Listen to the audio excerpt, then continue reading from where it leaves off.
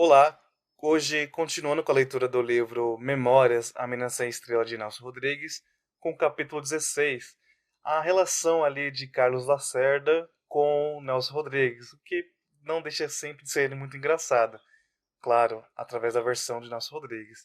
Talvez pela versão de Carlos Lacerda seja um pouco mais moralista. Vamos lá? Eu durmo, mas a úlcera nunca. Essa está sempre em vigília. Espera, com maligna paciência, que passe a ação do leite, das papinhas, dos biscoitos sem sal e sem açúcar. E quando o estômago se esvazia, ela que se devora a si mesma.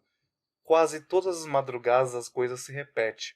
Acordo, às 3, 4 da manhã, com fogo nas entranhas. Saio da cama.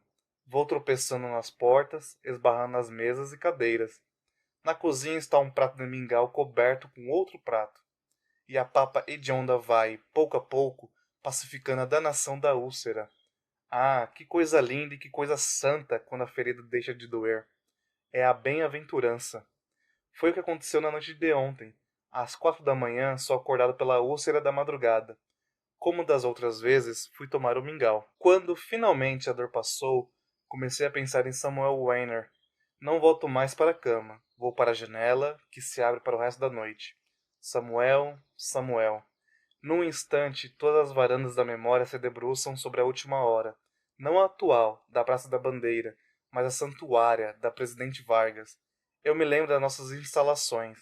Na nossa frente estava o Balança, mas não cai, ou Mula Manca, com seus 20 e não sei quantos andares. No meio de pardieiras espectrais, tendo por fundo uma favela, o edifício da última hora era um pavão enfático. Em capítulos posteriores contarei o que foi, do princípio ao fim, a minha experiência pessoal, humana, jornalística, com Samuel Weiner e o seu jornal. Entre parênteses, diria que essa experiência ainda não está cicatrizada em mim. Hoje, porém, o que me interessa é lembrar a ira de Carlos Lacerda contra Samuel e contra a última hora. Isso foi há relativamente pouco tempo, mas como é antigo, senil ou mumificado o passado recente.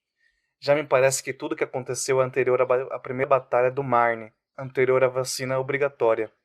Todavia, antes de prosseguir, preciso dizer ainda duas palavras sobre o nosso prédio. Era um edifício narcisista por fora e por dentro. Por fora era um soco visual no transeunte. Quem passava pela Praça 11, a pé, de ônibus, lotação ou bonde, tomava um susto.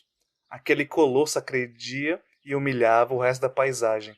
E por dentro a mesma coisa. Quando o Diário Carioca, ex-dono, saiu de lá e passamos para o andar de cima, fiquei mais perdido. Sou um pobre nato, e repito, um pobre vocacional.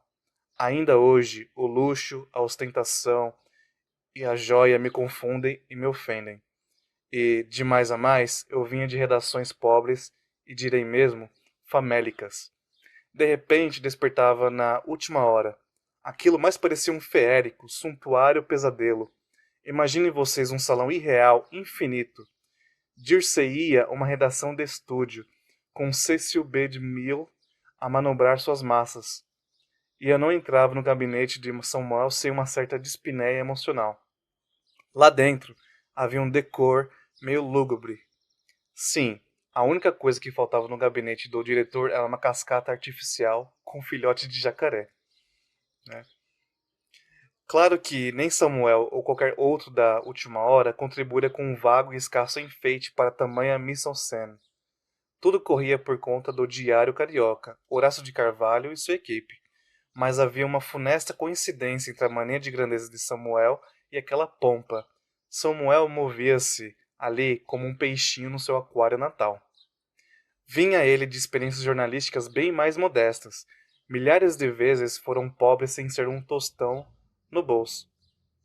E, agora, no palácio do presidente Vargas, era o ex-pobre diabo, o ex-Raskolnikov.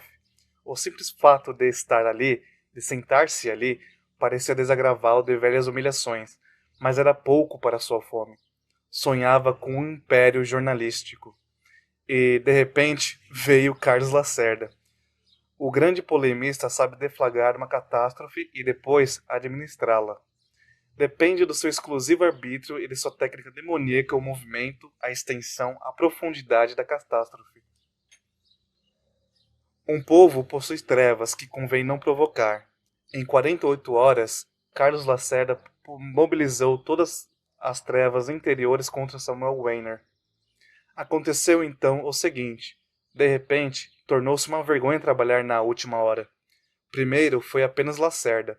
Em seguida, começaram a aparecer outros Carlos Lacerdas. Milhares, milhões de Carlos Lacerda. Mais tarde surge uma comissão parlamentar de inquérito. Meu Deus! Pode-se pendurar um sujeito numa forca, ou crivá-lo de balas, ou beber-lhe o sangue como groselha. Mas ninguém tem direito de fazer o que a comissão parlamentar de inquérito fez com Samuel Weiner.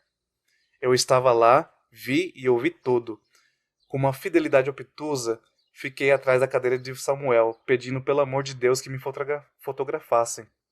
E, de fato, no dia seguinte, saía na tribuna da imprensa o clichê em 3 colunas com o título A Vida Como Ela É. E o jornal ainda lhe acrescentou as reticências. Nunca vi ninguém tão humilhado e tão ofendido. Nem crueldade mais covarde. Enquanto isso, Última Hora deixara de pagar. Nada descreve a pusilanimidade dos anunciantes. E foi uma fuga, também, de leitores. Todo o Brasil contra Samuel Weiner. Eu estava vendo a hora em que ia caçá-lo, no meio da rua, a pauladas, como uma ratazana prenha. E me perguntava, por que ele não mata ou por que não se mata? Essa formidável paciência foi um dos maiores espantos da minha vida. Eu não teria a paciência de Samuel. Ninguém a teria. Outro qualquer meteria uma bala ou em si mesmo ou em Carlos Lacerda. Ou por outra.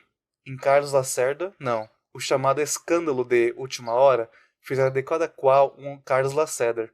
Samuel não podia sair por ali chumbando milhares, milhões de Carlos Lacerda. Mas eis o que eu queria dizer. Uma geração não basta para explicar tamanha paciência. Ela é anterior a Samuel. Começou a ser elaborada, trabalhada há 6.000 anos. Eu me espantava, outros se espantavam. Samuel não, em momento nenhum. O que ele via por trás dos deputados, de Lacerda, dos artigos, dos discursos e da cólera popular era um velho conhecido, o martírio. Lembro-me de uma noite em que chego em casa tarde, 10h30, quase 11 horas. Vou ligar o rádio. Queria ouvir uma melodia qualquer intranscendente, de preferência um tango. Sou um dos poucos nostálgicos do tango. Estou repassando as estações e paro numa delas. Alguém estava berrando. O tarado Nelson Rodrigues. Claro, era o Carlos Lacerda. Esse capítulo foi escrito no dia 14 de março de 1967. Para saber mais um pouco da relação de Carlos Lacerda com o Nelson Rodrigues, queira assistir o nosso próximo vídeo. Muito obrigado até aqui e até mais.